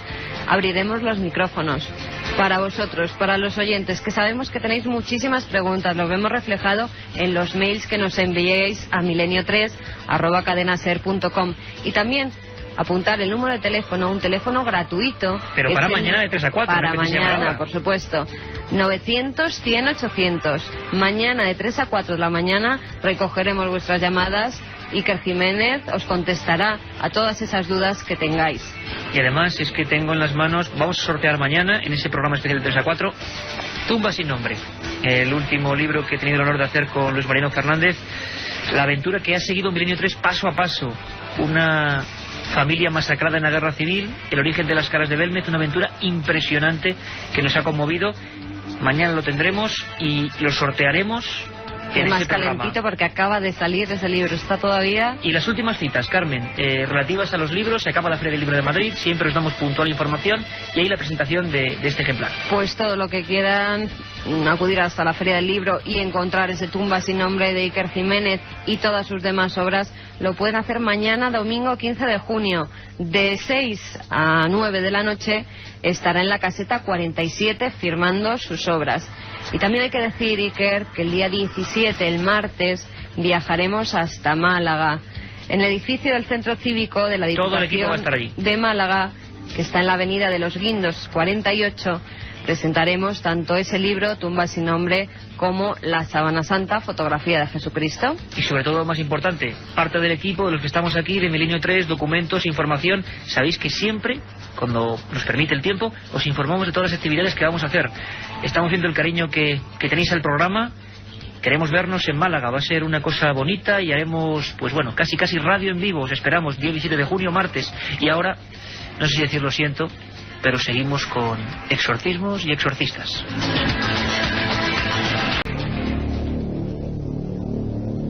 Hablábamos de un caso en Zaragoza, 1934, época anterior justo a la guerra civil, y Carmen, sin saber el corte que vamos a sacar, hablaba de ese truco que parece que tenían los exorcistas de aquella época, la doble estampa en el sobre, o la falsa estampa, y cómo afectaba a esta persona. Antes de seguir con ese caso que dicen que es uno de los más impresionantes y que nosotros tenemos conocimiento de él gracias a Sebastián Darbó, ese divulgador catalán que fue el primero en entrevistar al Padre Solà, pues José Antonio Fortea, el exorcista, digamos, que no es oficial, pero que es sacerdote de la Iglesia Católica y que el obispo le da el permiso para actuar con gente que va en busca de su ayuda, nos habla de este tipo de fenómenos que ocurrieron en Zaragoza y los que él mismo ha podido ver. Son impactantes. Escuchamos a José Antonio Fortea. Pero sí que hay un número pequeño de casos en que ocurren cosas más inusuales, que también aparecen en los evangelios. Y así yo pues he visto algún caso que llegaba a la parroquia y bueno, era entrar en la capilla y empezar a echar espuma por la boca, no baba, sino espuma, literalmente. Después el hablar lenguas extrañas, eso también es bastante común, lenguas conocidas, extranjeras y a veces desconocidas.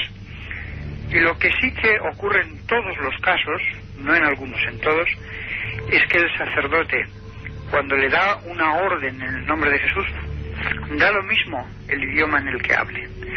Yo suelo hablar en latín, y aunque sea una niña pequeña de 11 años, lo entienden. Y además obedecen al momento lo que les has ordenado con toda concreción. Hay casos incluso en que ocurren cosas más extrañas todavía. De las más extrañas de todas, por supuesto, es la levitación. En mi presencia ha ocurrido 2 veces. Que el cuerpo se pusiera rígido y de pronto pues se levantara sobre el suelo completamente. Poco, pero totalmente sobre el suelo. Es, digámoslo así, el fenómeno más extraño. Esto es Milenio 3, es la cadena SER. ¿Quién si no os va a poner las voces y los documentos de un tema absolutamente oscuro y prohibido? Eso es lo que nos gustan, dada la circunstancia. Carmen, José Antonio Fortea nos habla de un caso, luego vamos a volver a escuchar documentos de sus exorcismos. Creo que es muy duro, pero bueno, por eso hemos reducido un poco la dosis de sus gritos, que son reales y son espantosos, y sus momentos, ¿no?, que hemos podido grabar como periodistas, creo en un caso único. Carmen, levitaciones, sé que suena muy fuerte, pero en otros fenómenos que tú cuentas en Misterios de la Iglesia ocurren levitaciones, en un aspecto completamente divino, al revés. Y en Zaragoza también le pasó a esta niña investigada antes de la guerra por el Padre Solà, ¿no? Efectivamente, Iker, el Padre Solà le cuenta en esa entrevista a Sebastián Darbó que cuando decide llevarla a la iglesia para realizarle ese exorcismo, nada más entrar, justo a la entrada, como en todas las iglesias, se encuentra la pila del agua bendita. En ese momento coge agua y rocía a la niña con ella. Esta pega un salto tremendo porque es como si la quemara la piel. Incluso hay algunos casos de posesión en que los sacerdotes, al echar ese agua, luego se dan cuenta de que incluso hay marcas como pequeñas llagas que le ha hecho ese agua bendita, que para ellos es maldita, para los endemoniados. Hace poco con el doctor Frías, director del Instituto de Anomatopatología de Andalucía, es palabra difícil, nos confesaba que los estigmas, que casi sería un poco esto, reacciones casi mentales, ocurren de verdad. Puede que sean un fenómeno de fe o no, pero ocurren, puede haber un origen natural, y esta gente, aunque incluso a veces el agua no sea bendita, parece que creen, tienen tal fe, tal creencia, que parece que hay ampollas y auténticas quemaduras, ¿no? Pues a esta niña le ocurrió ese fenómeno, y justo cuando le echa el agua bendita, ella pega un gran salto y comienza a levitar por encima de los bancos que hay en la iglesia. Se desplaza varios metros, el sacerdote acude hacia ella y allí mismo en la iglesia le realiza el exorcismo. Un exorcismo que duró varias horas, que según el propio sacerdote fue muy fuerte, eran convulsiones animalescas, unos gritos tremendos, como los que hemos oído en la primera hora prácticamente, y después de eso, después de realizarle el exorcismo, la niña quedó sanada. Años después se volvió a encontrar con ella, no se acordaba de haber estado poseída ni de ninguna de las cosas que había realizado, y era una persona completamente normal, adulta y con una vida normal. Bueno, pues por lo menos eso nos queda, ¿no?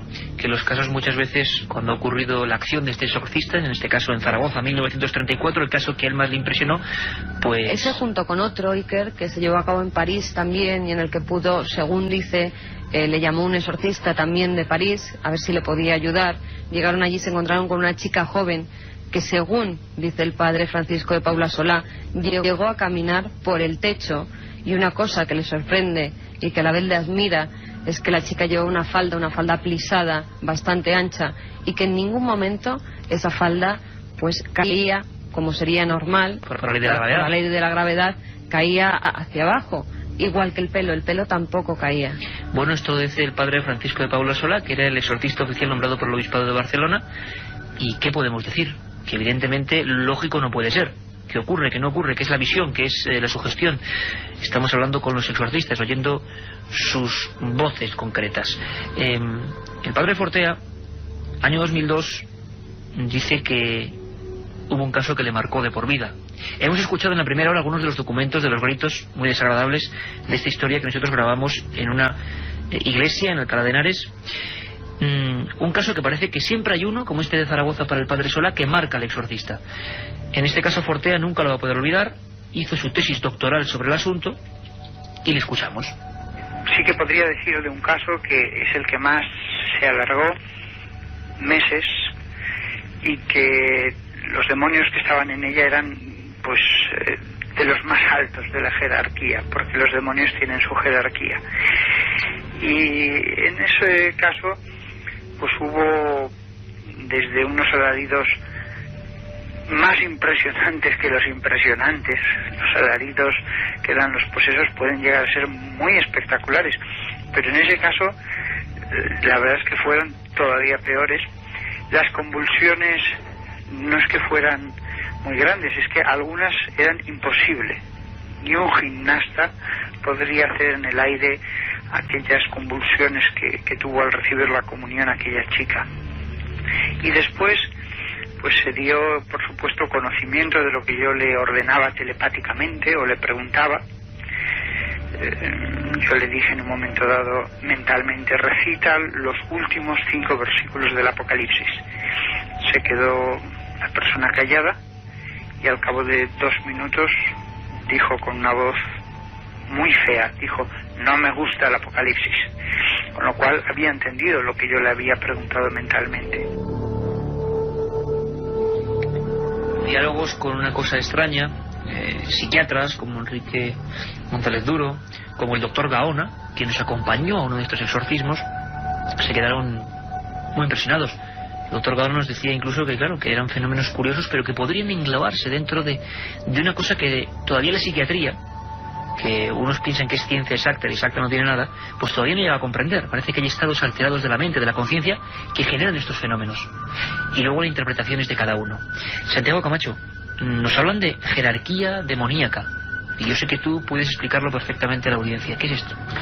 Pues los demonios, igual que los ángeles en el otro lado, están divididos, hay muchos, hay multitud, y de hecho están divididos en una jerarquía, hay, digámoslo así, tropa de a pie y generales, príncipes, hasta llegar a Satanás o a Lucifer, que serían pues los grandes príncipes del infierno. Curiosamente, cuando en los casos de posesión, efectivamente, el poseído nunca o casi nunca es poseído por una sola de estas entidades, sino que son varias las que le atormentan, dirigidas generalmente por uno de más rango. Generalmente además es el que se queda para el final, el que se queda de postre. Y fíjate, en el caso que citabais al principio del programa, que era el Zabulón, es curioso cómo incluso las víctimas que no tienen ningún conocimiento de demonología y que bueno, pues no tienen por qué saber cómo se llaman estas criaturas, pues por ejemplo van saltando de caso a caso.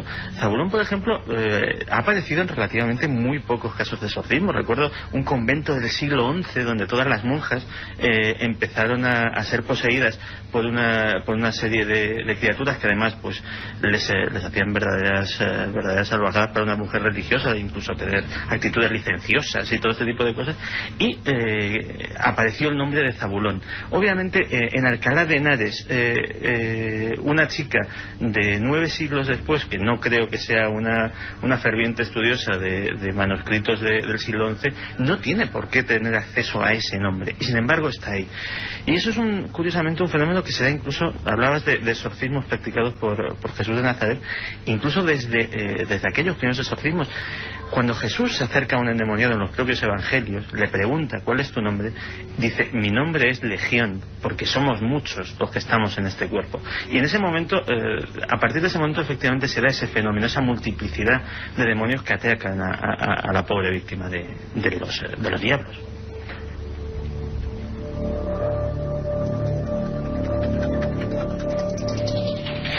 ¿Qué viste tú, Carmen, en aquel exorcismo? Vamos a volver a escuchar algunos documentos con aquella niña en aquel lugar.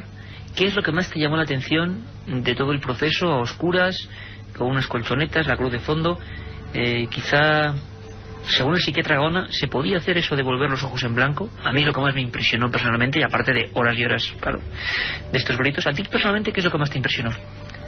Realmente, Iker, cuando entramos yo no sabía lo que iba a haber ahí dentro, pero lo que sí te puedo decir es que los gritos que hemos escuchado, esos gruñidos en algunos casos, eran realmente espectaculares. Cuando detrás de la puerta el sacerdote nos dice ya podéis entrar, y vemos esa escena, una capilla completamente a oscuras, tan solo iluminada por unas tenues velas, y una chica en una colchoneta retorciéndose literalmente, con los ojos, como bien has dicho, completamente en blanco, y que emitía pues esos gruñidos. A mí los gritos fueron los que se me quedaron en la mente, y la escena de 4 personas sujetando a esa niña y no podían con ella.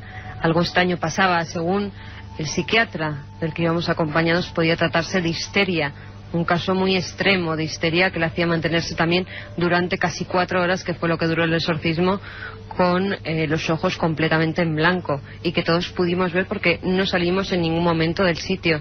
También me impresionó la madre, esa madre que estaba continuamente de rodillas en el suelo junto a su hija, y que no hacía más que rezar y pasar estampas de la Virgen por el cuerpo de su hija.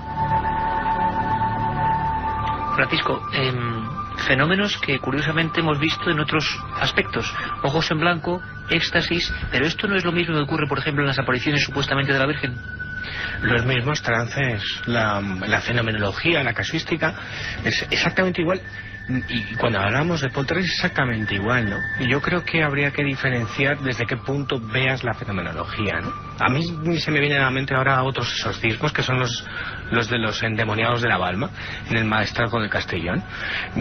Los trances que vivían Usó Petit, niña de 12 años, Marion Oliver, que llegó a levitar en esa capilla ante la Virgen, guiada por las Caspolinas, las brujas de Caspe, son exactamente igual. Es decir, yo hablamos creo que de decenas de personas en unas cuevas y de la censura que luego vino con la guerra civil. Hablamos de una España tenebrosa y desconocida que se vivió y que dejó constancia un fantástico periodista del periódico La Libertad, se llamaba Lardo Prats, que recorrió aquellos montes de pesadillas, como los catalogaba, donde se llegaban a reunir en septiembre más de 20.000 personas para expulsar el diablo del cuerpo, ¿no? Y allí se vivieron momentos fascinantes dentro de un punto de vista social o y quizá, Francisco, tendría naturaleza eso que nos dice la psiquiatría, que intenta comprender el contagio mental. Es decir, si ahora estamos aquí rodeados y se genera, por ejemplo, miedo en quien nos escuche, eso ya es un fenómeno como difícil de explicar. Porque cuando estamos contando historias de este tipo en plena noche, sentados con unos amigos, de repente hay algo que nos cambia a todos, algo que lo sentimos por igual. ¿Por qué la histeria colectiva de tanta gente en unas cuevas, imaginemos, oscuras, no puede generar esos fenómenos? De momento, bueno, vuelvo a advertir, no es para personas muy sensibles. Metimos los micrófonos de la cadena SER en ese experimento. Yo creo que pocas veces se ha radiado una posesión con la Iglesia Católica, con los rezos del cura, con las imprecaciones del sacerdote, con los rezos de las otras personas que ayudaban y los gritos de esa muchacha. Sé que es muy duro ahora a las 11 menos 10 de la noche, pero ahí va.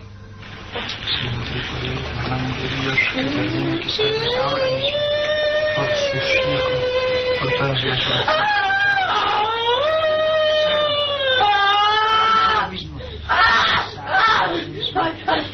Sal es una orden.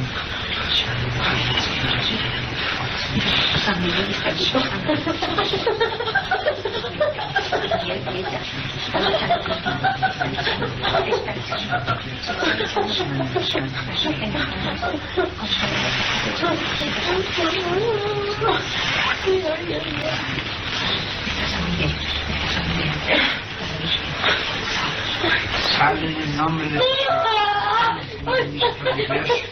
Sale en el nombre de Jesús. Sale en el nombre de Jesús. Estoy ordenando aquí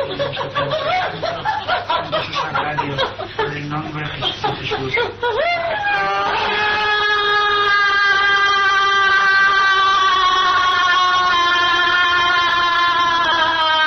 Y el grito continúa durante minutos. Ahí estuvimos, le pedimos a nuestro compañero Juan Carlos Ingelmo que vaya poniéndolo de fondo, pero Milenio 3 pone todos los documentos que tiene y podríamos poner muchos más y más duros. Es estar dentro de un exorcismo real de la Iglesia Católica hoy, en el año 2002, ocurrió hace apenas un año y allí estuvimos y nunca se había emitido. Fenómenos realmente inexplicables, absurdos, que puede que la psiquiatría tenga mucho que decir, evidentemente, pero que según la religión son otra cosa. Las normas concretas, Carmen, que el sacerdote punto por punto tiene que hacer cuando se encuentra, por ejemplo, con un caso como este, que el sacerdote dijo que este sí que era de ese mínimo porcentaje que considera posesión y que hace que el obispo redacte una especie de acta de investigación y en total secreto se realice. No sabemos cuántos se realizarán en España. No hay cálculos ni censos sobre este fenómeno y muchos dicen que todo esto está en el Vaticano. Volveremos ahora al Vaticano. Carmen, ¿cuáles son las normas?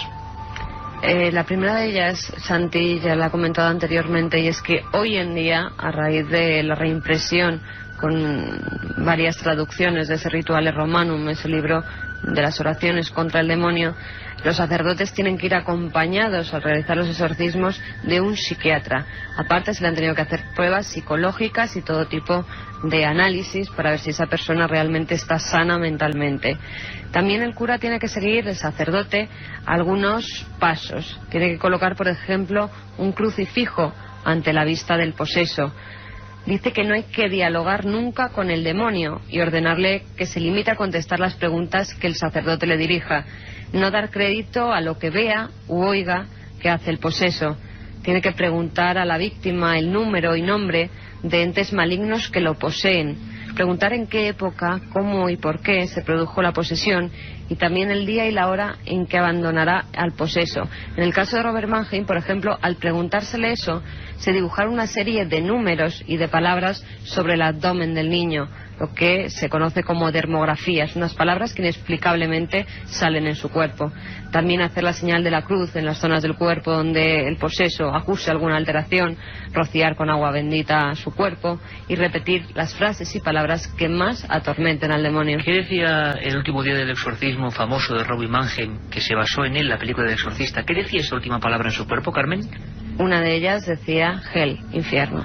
Y la otra salida, exit. Un viaje en busca del misterio. Milenio 3, en la SER.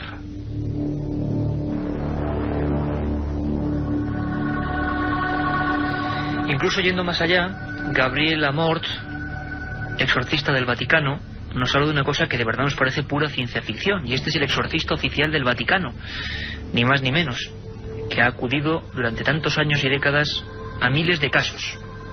Podéis seguir escribiendo, aunque ahora mismo ya vamos a repasar algunos de los mails que nos han llegado a milenio3@cadenaser.com para que Santiago, Francisco o Carmen nos den alguna de sus opiniones. Sabemos que la verdad en estos temas todavía menos no es nada certera. Ahí los trae Carmen un buen fajo. Compañeros, antes de eso, si queréis, escuchamos a Gabriel Amort hablándonos de una cosa que ya me parece absolutamente increíble. Él lo dice: aportes. Objetos que no estaban, objetos físicos y que de repente aparecen. Escuchamos.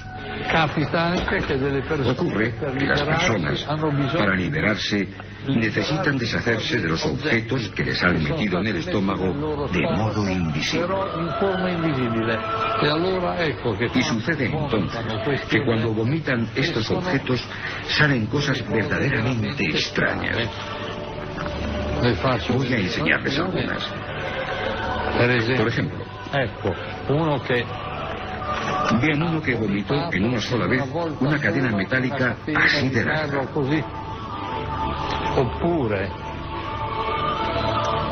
Esto es una relaza, muchas pilas, clavos, pinzas,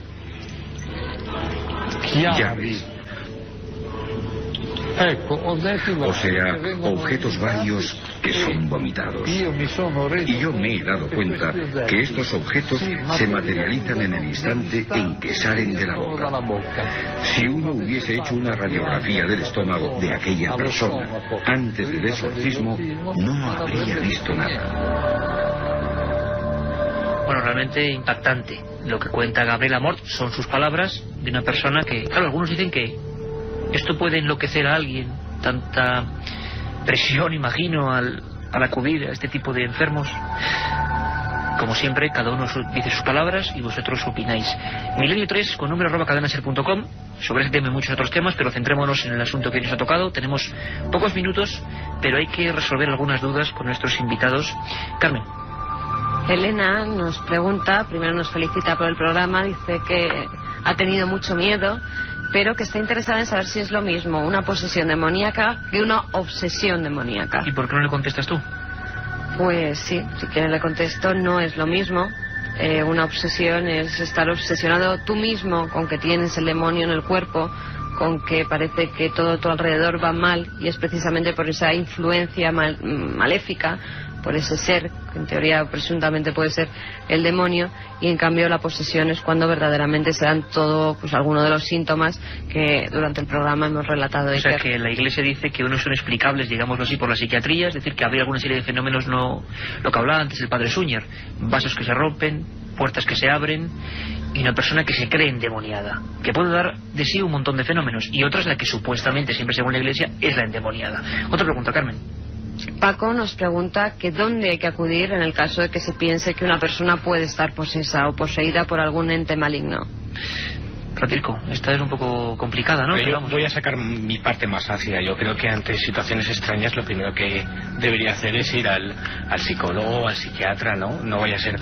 Lo malo es que mucha gente que cree en esto no cree en los directamente va al curandero, ¿no? Como en el caso del Albaicín o en el caso de Almansa. Y ahí sí que habría que advertir, ¿no, Francisco? Hombre, esto es como todo, el misterio tiene las dos caras, ¿no? La del fraude Y otra que es la propiamente insólita. Y yo recomendaría a todo el mundo que directamente fuera al médico, ¿no? Al psicólogo, al psiquiatra. Que acudieran al obispado de sus ciudades, porque también los sacerdotes, en muchos de estos casos, tienen perfecta psicología para decirle dónde debe acudir esa persona o si realmente se están enfrentando a un caso extraño. Es importante ver la evolución un poco también de la Iglesia, en el sentido de que en el siglo XII se quemaba a alguna gente o se exorcizaba de una forma brutal, y ahora al menos se va con un psiquiatra y muchas veces... Vamos con otra, Carmen. Pues esta es para Santiago Camacho. ¿Conoces tú personalmente algún caso de exorcismo, el que más te haya impresionado? Pues ha habido muchos, sobre todo en Estados Unidos. Posiblemente los más impresionantes sean... recuerdo un pastor anglicano allí que llegó ni más ni menos que exorcizar a toda una población de Tennessee. No me recuerdo el nombre, pero vamos, si es imprescindible. Muy bien, americano. La semana que viene, que realmente pues no se sabía muy bien si ellos estaban realmente poseídos o realmente era una cuestión de histeria colectiva. Lo bueno es que gracias a la intervención de este buen reverendo, pues afortunadamente pues esta población pudo descansar en paz. Lo que yo creo que está muy claro, apenas hay tiempo para más, compañeros, es que hemos visto en la primera parte casos como el de Almansa o Albaicín, personas muertas por su propia familia, con la ignorancia, con la incultura, con el fanatismo, moviendo resortes muy atávicos que están ahí, ¿no? Y que hacen que salte esa espita, como decía Santiago Camacho, ese resorte. Ese sí que es el demonio. Ese mal y esa incultura concentrada sí que puede ser realmente diabólica. Empezamos este programa, esta edición especial de 9 a 11, con las frases del padre Merin y el padre Carras. El diablo es mentiroso, el diablo engaña. Es curioso escuchar al verdadero exorcista, al padre Suñer, al exorcista oficial de la diócesis de Barcelona, que me decía para concluir la charla, la entrevista, esto. Siempre el demonio, yo digo que tiene estas características. Es muy inteligente, es muy destructivo y es muy mentiroso.